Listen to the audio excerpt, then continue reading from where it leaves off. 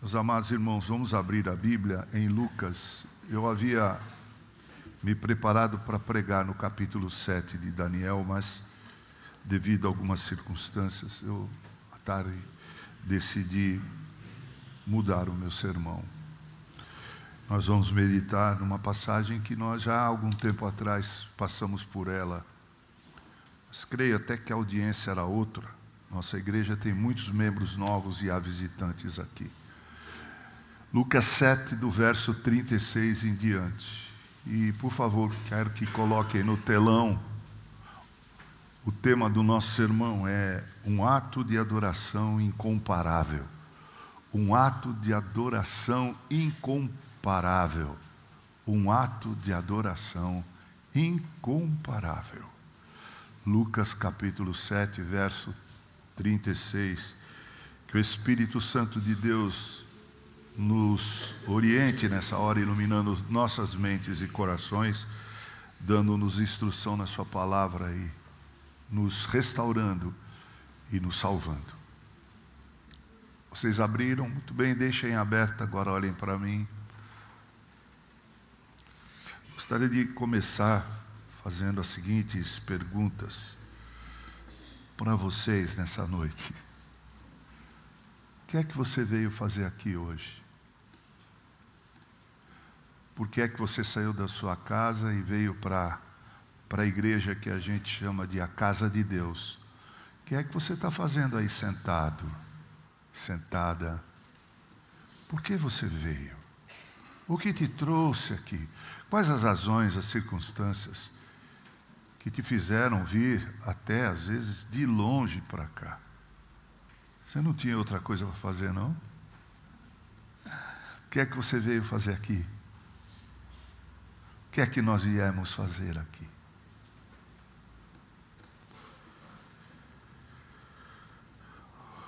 O que nós fazemos todos os domingos aqui às 19 horas? Como é que nós chamamos, nós rotulamos o nosso encontro aos domingos à noite? E de manhã a escola bíblica dominical, nós temos a devocional e temos aula em classes.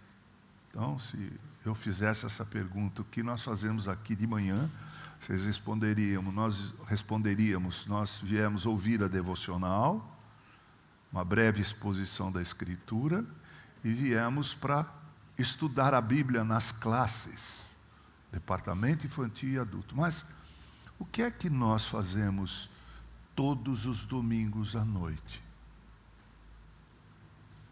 O que é que nós fazemos todos os domingos à noite?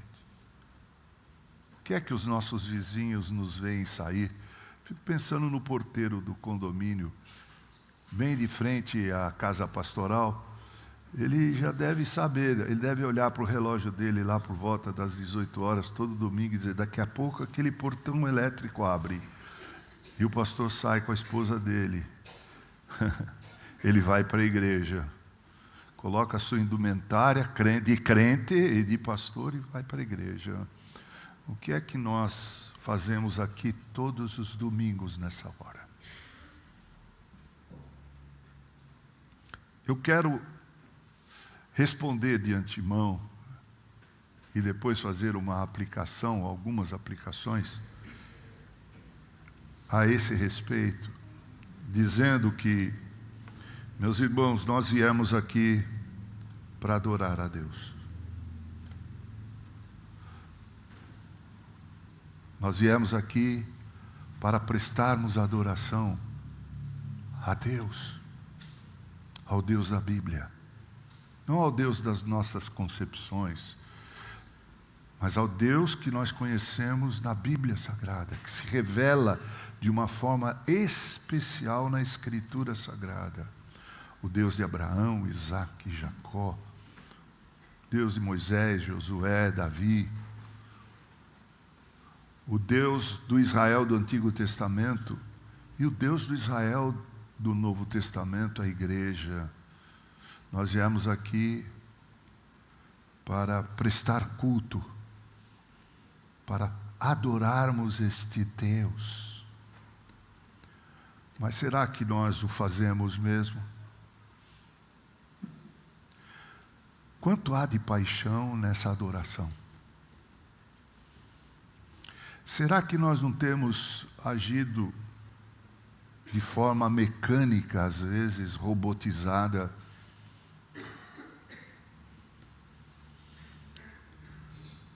sem nos darmos conta do que é adoração, do que é culto a Deus?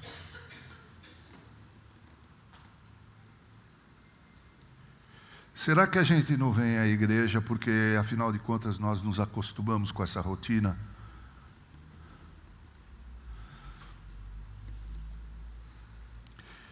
No texto que nós lemos, ou vamos ler agora, nós encontramos aqui um exemplo de uma adoração que eu conheço muito pouco, exemplo como esse, na própria Bíblia. Na própria Bíblia. E eu espero que esse exemplo, essa história dessa mulher, uma prostituta, nos inspire nessa noite e mude a nossa história, como cultuadores, como adoradores. Vamos ao texto, eu vou lendo, fazendo breves comentários. Versículo 36. Convidou-o um dos fariseus, convidou Jesus, um dos fariseus, para que fosse jantar com ele. Jesus, entrando na casa do fariseu, tomou lugar à mesa. Primeira observação, vocês percebem algo de estranho aqui? Eu percebo. Foi um fariseu que convidou Jesus. Os fariseus odiavam Jesus. Os fariseus foram os principais responsáveis pelo aprisionamento de Jesus, pelo julgamento ilegal e pela condenação injusta de Jesus.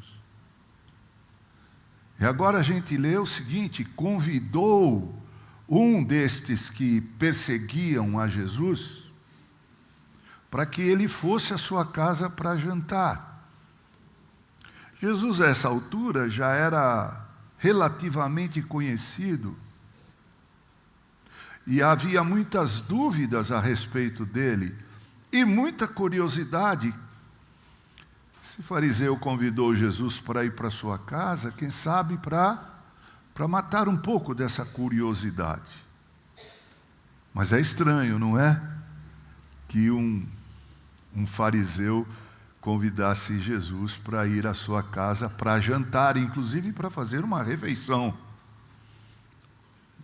Versículo seguinte: e eis que uma mulher da cidade, pecadora, aí você podia ler prostituta mesmo, mulher da vida, sabendo que Jesus estava à mesa na casa do fariseu, sabendo que Jesus estava na casa daquele fariseu, levou um vaso de alabastro com unguento. Vaso de alabastro, tipo de uma argila, né? O vaso era de alabastro, e contendo um unguento, um perfume dentro. Versículo seguinte: e estando por detrás aos pés de Jesus, chorando, regava-os com suas lágrimas, regava os pés de Jesus com suas lágrimas, e os enxugava com seus próprios cabelos, e beijava-lhe os pés, e os ungia com unguento. Imagine, ou tente imaginar essa cena. Vou tentar ajudar você, porque você deve estar se perguntando: como é possível ela se colocar atrás de Jesus, se ele estava sentado à mesa? Mas deixe-me explicar a você que a mesa nos dias de Jesus não era como essa. Inclusive aquela pintura de Da Vinci, que ganha um prêmio, não retrata a verdade, a ceia de Jesus. A mesa naqueles dias era um pequeno divã, quase rente ao chão, como até hoje os árabes fazem, os muçulmanos fazem.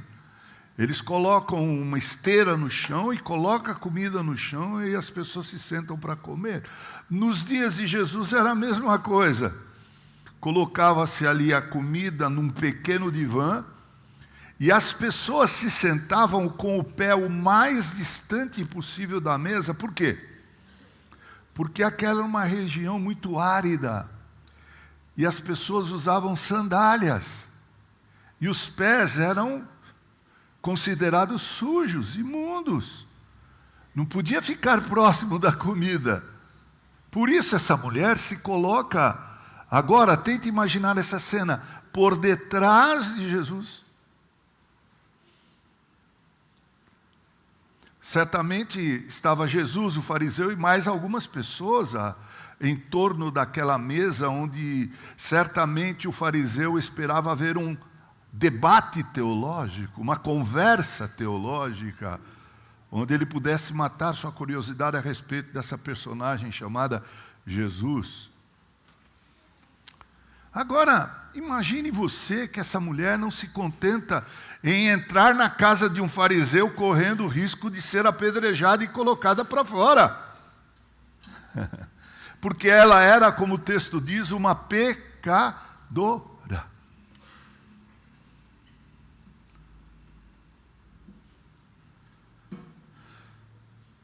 É interessante como a gente é, né? Como a gente é. Como a gente é frágil. Como a gente é preconceituoso. Se entrar um mendigo aqui nessa igreja, esfarrapado, mal cheiroso, e sentar aqui à frente, todo mundo vai se incomodar. E não digam que não vão. Incluindo eu vou achar estranho. Imagina uma prostituta na casa de um fariseu. Não é na casa de um judeu, é de um fariseu. Que situação desconfortável, não?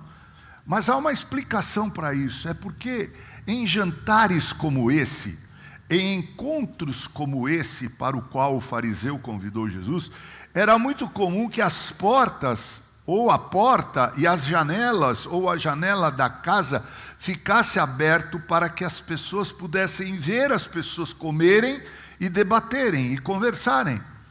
Aquela mulher aproveitou a oportunidade da porta aberta e entrou. Agora imagine só, ela se coloca por detrás dos pés de Jesus. E o que ela faz? Ela chora. Ela chora abundantemente. As lágrimas são tantas que foram suficientes para lavar os pés de Cristo. Mas deixa eu dizer uma coisa para você. Naqueles dias, quando um convite fosse feito a uma pessoa para um jantar como esse, quando a pessoa convidada chegava à porta da casa, lhe era oferecido água para lavar as mãos e os pés.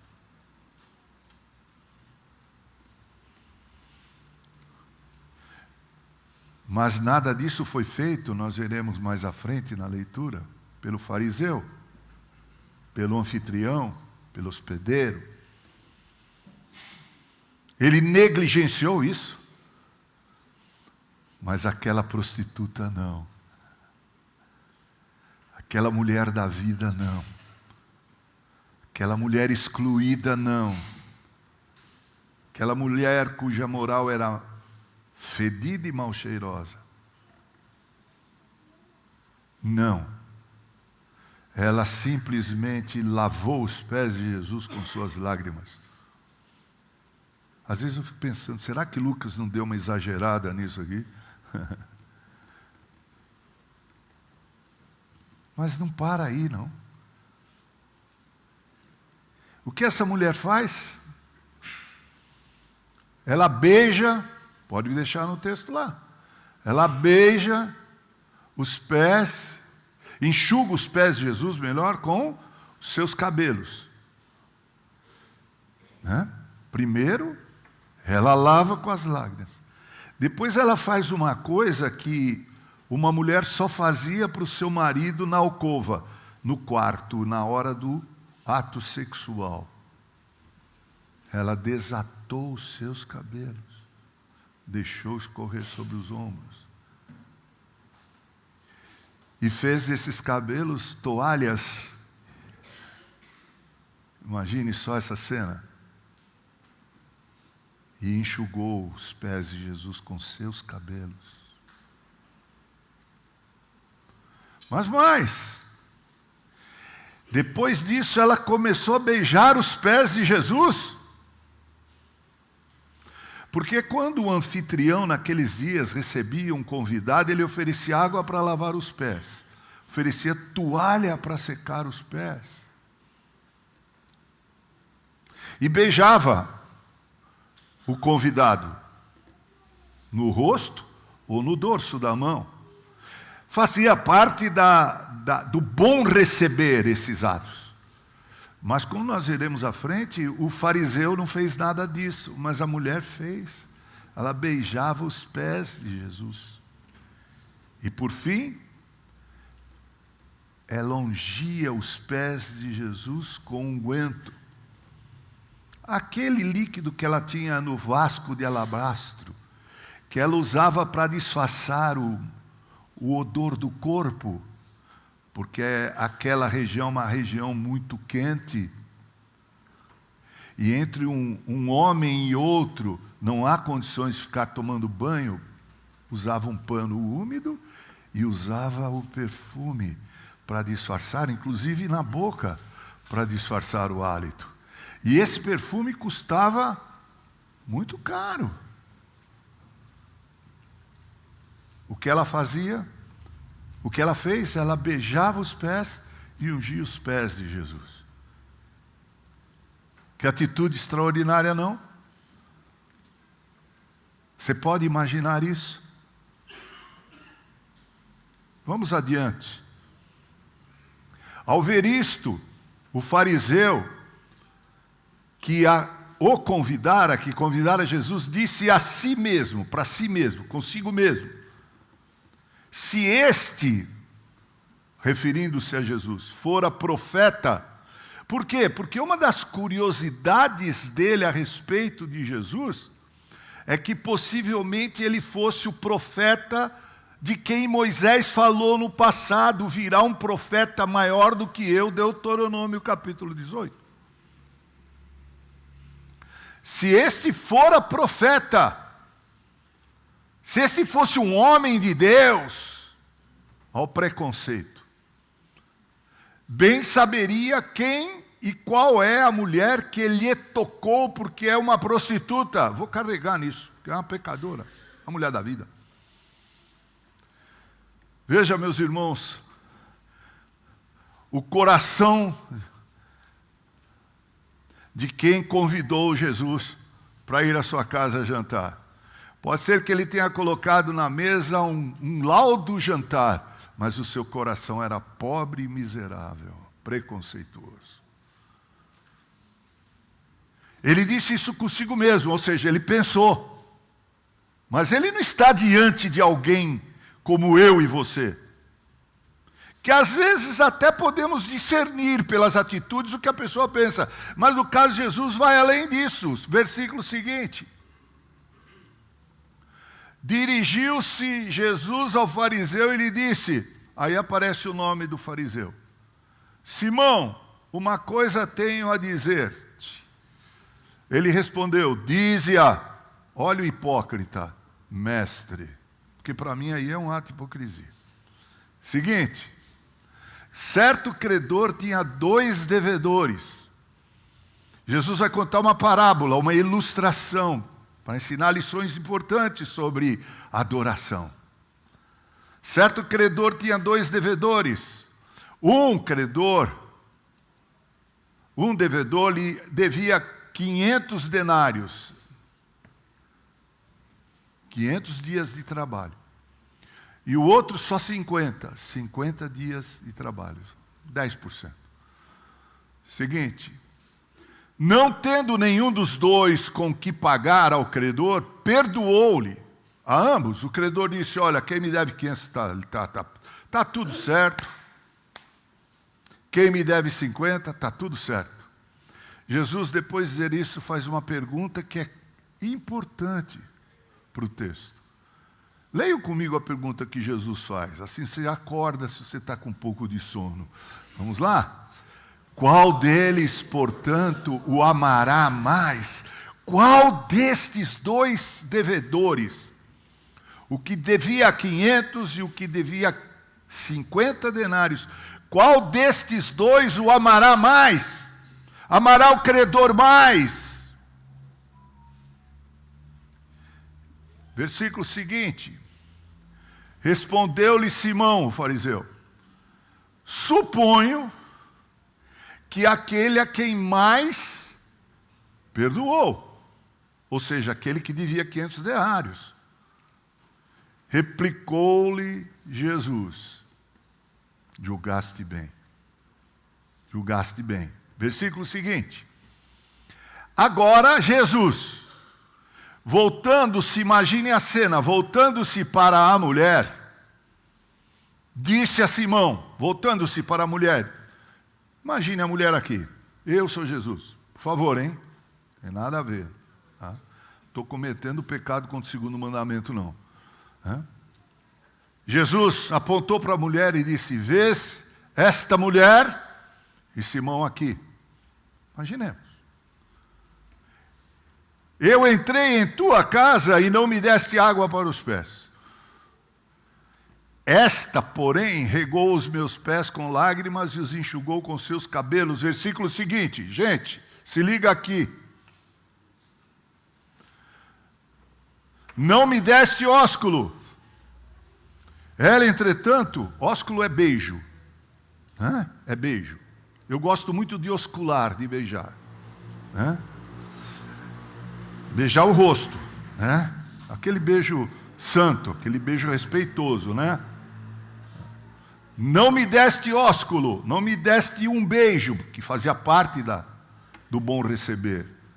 Ela, entretanto, desde que entrei, não cessa de me beijar os pés. Versículo seguinte. Não me ungiste a cabeça com óleo. Lembra do Salmo 133? Ó, quão bom e agradável é viverem unidos os irmãos. É como o óleo sobre a cabeça de Arão. Quando uma pessoa chegava na casa da outra, ou ela era recebida porque havia sido convidada, o anfitrião derramava um óleo aromático, cheiroso, na cabeça da pessoa. Era da época, era costume, era comum, era cultura. Não me ungiste a cabeça com óleo, ele diz para o fariseu chamado Simão. Mas esta, se você for reler o texto da sua casa, vai ver essa expressão, esta, e pense no pecadora, prostituta, pecadora. Esta com bálsamo ungiu os meus pés. Versículo seguinte. Por isso te digo, leiam comigo, perdoados lhe são os seus muitos pecados, porque ela muito amou, mas aquele a quem pouco se perdoa, pouco ama. Ela entendeu que ela era a que devia 500 denários. Por isso, ela amou mais. E Jesus está dizendo sutilmente para ele: você acha que você é aquele que deve 50, por isso você não fez nada. Fariseu cheio de autojustiça, acreditando que por suas obras poderia conquistar a Deus. Versículo seguinte. Então disse à mulher, Jesus disse à mulher: perdoados são os teus 500 denários. Versículo seguinte. Os que estavam com ele à mesa começaram a dizer entre si: Ei, ei, ei. Quem é esse que até perdoa pecados? Quem é? Veja, não se sabia muito a respeito de Jesus. Não se sabia diante de quem eles estavam naquele jantar. Versículo seguinte, penúltimo, o último. Leiam comigo. Mas Jesus disse à mulher: a tua fé te salvou. Vai-te em paz, um ato de adoração incomparável. O que é que você vem fazer toda noite de domingo aqui? Cantar, porque o dirigente do grupo de louvor pediu para você ficar em pé, então você roboticamente, mecanicamente fica em pé e começa a cantar porque você conhece de cor, e se não conhece de cor, que no meu tempo de adolescência os cânticos, os hinos, a gente cantava tudo de cor, né, Sueli? Não é? Depois surgiu aquela transparência, como é que era o negócio lá? Retroprojetor. Agora é a multimídia. Daqui a pouco, quando nós reformarmos a igreja, se Deus assim o permitir, e se Cristo não vier até lá, que eu espero que venha, vai ter um telão daqui, sabe aqueles telões? Bom, né? Hoje se coloca a letra ali. Então o dirigente do louvor pede para a gente ficar em pé, a pianista começa a tocar a introdução do hino, a gente fica de pé, a letra aparece ali, a gente começa a cantar, cantar, cantar. Eu me rendo a ti, sonda-me, transforma-me, tudo da boca para fora. Porque muitos já se esqueceram há muito tempo com que perdão foram perdoados pelo Salvador Jesus. Aquela mulher, ela sabia o que a maioria das pessoas daquele jantar não sabiam. Ela sabia quem era aquele homem. Ela sabia. Ela sabia diante de quem ela estava. Essa é a razão de suas lágrimas, do seu ato de devoção incomparável, do seu ato de adoração incomparável. Ela sabia quem era aquele homem. Quando você sai de casa, você vem aqui o quê? Para encontrar o pessoal do coral jovem, do coral Proclamar, do coral Cantares. Você vem aqui porque, afinal de contas, faz parte da minha agenda, da minha religiosidade vir para cá. Então você vem. E às vezes você vem até contra a sua vontade, e às vezes você até pensa, se eu tivesse um outro programa melhor eu iria. O que é que te traz aqui? Se você não tiver o mesmo pensamento dessa mulher, a mesma comoção dessa mulher, você ainda é como aquele fariseu, você ainda acha que a sua dívida é muito pequena e que não foi feito muito por você.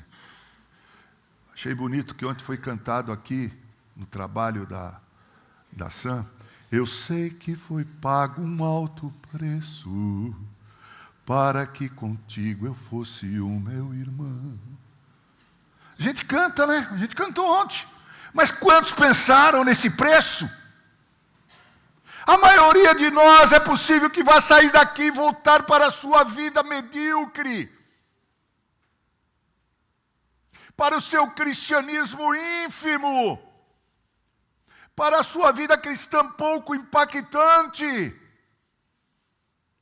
A maioria vai voltar para o seu cotidiano pensando no seu dia a dia, e não naquele que perdoou os 500 denários, que perdoou os nossos pecados e que por eles morreu na cruz. A maioria de nós, incluindo esse que vos fala. Sabe por quê? Porque domingo após domingo a gente faz isso. Então, por fazer isso domingo após domingo, como eu tenho dito em outras oportunidades, a gente perde de vista a importância, o significado do culto de domingo à noite na igreja. É por isso que tem alguns que não aguentam a sede no culto. Pastor de uma igreja, que o coral ficava aqui na frente. E no soprano do coral tinha algumas senhorinhas de 70, 80 anos. Fiquei 6 anos nessa igreja. Nunca uma dessas senhorinhas de 70, 80 anos se levantou para ir beber água ou ir ao banheiro. Mas eu tinha uma moça que, do alto dos seus 20 anos, levantava diante de toda a igreja, lá no primeiro banco do coral, lá no soprano. Atravessava, como disse hoje o presbítero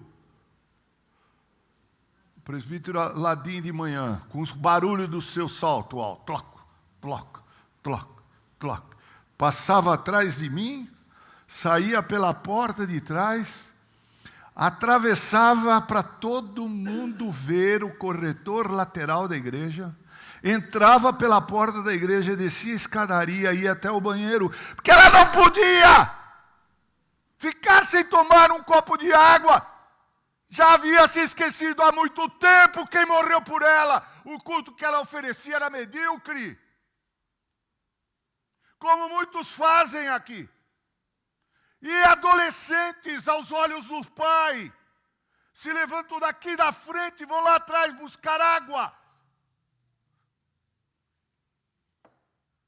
Às vezes, colocam água aqui para mim, meus irmãos, e eu nem bebo. Não é verdade, reverendo? E eu teria motivo para beber. Porque eu estou falando. Você está só ouvindo. Fora o faniquito para ir ao banheiro. Saudades dos meus pais. Meus pais davam água, alimentavam, mandávamos ir ao banheiro, chegava na igreja, tinha que ficar sentado para adorar como convém o Salvador.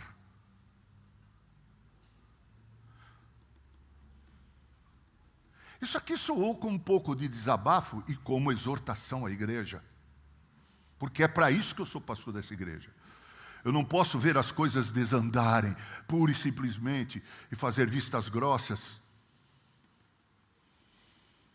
O que é que te traz aqui? Se não for a consciência do perdão de Deus em Cristo, provavelmente você está aqui adorando da boca para fora. Seria bom que durante toda essa semana você refletisse sobre isso, colocasse seus joelhos no chão e clamasse pedindo para Deus despertar em você, como nós cantamos, aviva a tua obra em mim, como foi cantado aqui. Para que eu possa vir à igreja com alegria e prazer, com júbilo no coração,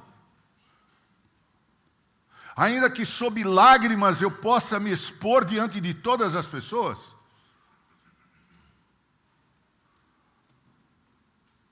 Essa mulher teve uma coragem que foi extraordinária. Essa mulher tinha uma consciência do perdão de Deus extraordinária.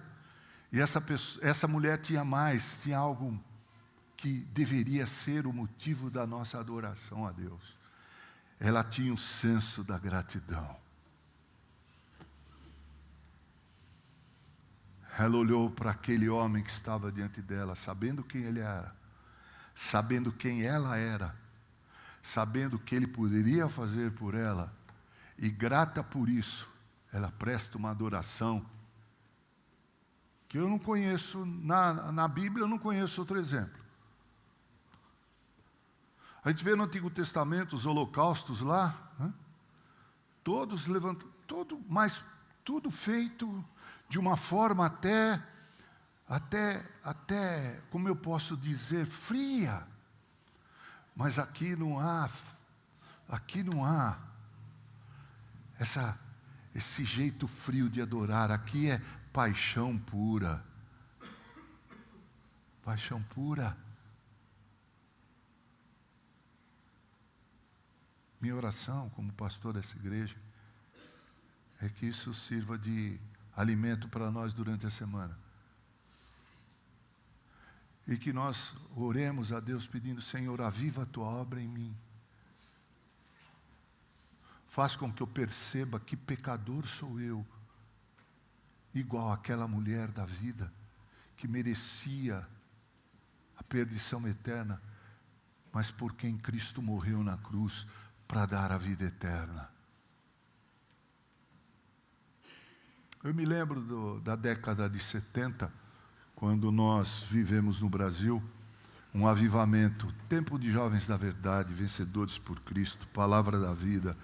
Meus irmãos, acabava o culto, a gente descia para o salão social, ia cantar lá: não vou ficar sozinho, agora sou feliz. No mundo a gente chora de tristeza, no mundo a gente ri para não chorar. A gente ficava cantando, até o zelador da igreja mandar a gente embora para casa. Eu me lembro do meu tempo de mocidade, quando vivemos essa época, Mary, que a gente descia para a casa da Dona Odete, e ela fazia uma coisa que eu apelidei de estilingue, uma massa de farinha com... Era uma massa assim, era um estilingue mesmo, uma borracha. A gente comia e tomava café. Foi ali que eu compus muitos dos cânticos, na minha época de adolescente e jovem. E a gente ficava naquela sala, na casa da Dona Odete, do seu João Costa, ao lado da casa pastoral, do reverendo Jair Álvares Pintor, cantando, cantando, cantando, com paixão. Ah, paixão. Falta isso para nós. Falta para você, falta para mim. Se você não está cansado de viver uma vida religiosa, mas sem paixão, eu convido você a orar nessa hora comigo. E repetir as palavras que eu vou dizer, para que Deus reavive sua obra em nós.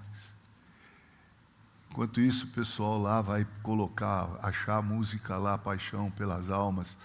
Eu acho que é uma música que até se encaixa bem aqui, né? Apesar do coral depois cantar, não tem problema. Quanto mais música, melhor para alegrar o coração da gente, né?